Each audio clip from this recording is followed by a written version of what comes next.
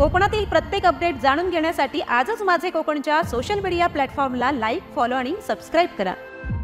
रायगड जिल्ह्यातील श्रीमंत ग्रामपंचायत म्हणून ओळख असलेल्या बिरवाडी ग्रामपंचायतमधील स्मशानभूमीची 2021च्या महापुरात दुरावस्था झाली। या ठिकाणी उभारण्यात आलेली निवारा शेड पुरामध्ये वाहून गेली। ती आजपर्यंत उभारण्यात आलेली नाही। त्याच पद्धतीने अंत्यविधीसाठी उभारण्यात आलेली स्मशानभूमीची शेड ही उंच असल्याने विधी सुरू असताना पाऊस आल्यास संपूर्ण पाऊस रचलेल्या सरणावरती येत असून प्रेतात अंत्यविधी देण्यासाठी अडचण निर्माण होते। तर एवढ्या मोठ्या ग्रामपंचायतीच्या स्मशानभूमीचा रस्ता देखील होत नसल्याने नागरिकांना नाहक त्रास सहन करावा लागत आहे। अंत्यविधीनंतर होणारे विधी देखील एकतर उन्हामध्ये करावे लागतात किंवा पाऊस आल्यास पावसामध्ये करावे लागतात।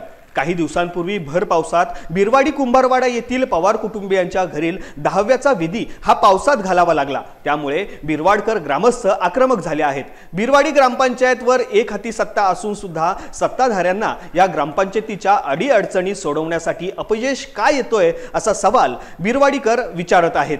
ग्रामपंचायत प्रशासनाने लवकरात लवकर स्मशानभूमीची कामे मार्गी लावावीत अशी मागणी होत आहे। एक श्रीमंत ग्रामपंचायत आपल्या महाड पोलादपूर तालुक्यातली श्रीमंत ग्रामपंचायत ही आज परिस्थिती आहे।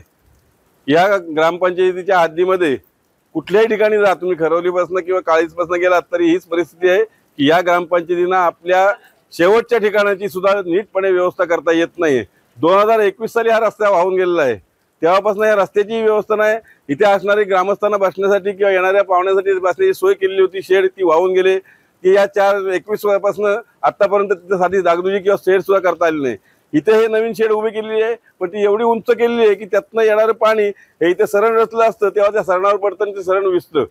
त्यातनं गैरप्रकार होतात। कुत्रे इथे भटकी कुत्री असतात ती येऊन त्या सरणावरचे बॉडीची लचके तोडून घेऊन जातात। असे काही प्रकार घडलेले आहेत। त्यासाठी येणाऱ्या ग्रामस्थांना किंवा असणाऱ्या व्यक्तीला त्याची काळजी घ्यायला लागते की त्याच्या पुढे व्यवस्थित जळलंय का नाही किंवा सरण व्यवस्थित संपलंय का नाही। तसंच या 10व्याच्या विधीला इथे आम्ही बसलोय हे संपूर्णपणे आम्हाला पाण्यात बसायला लागलेलं आहे। या शेडची व्यवस्था केलेली आहे पण ती सगळे अर्धवट परिस्थिती आहेत। यांनी कशा प्रकारे कुठल्या प्रकारे यांची बिलं सँक्शन होतात त्याचंही आम्हाला समजत नाही।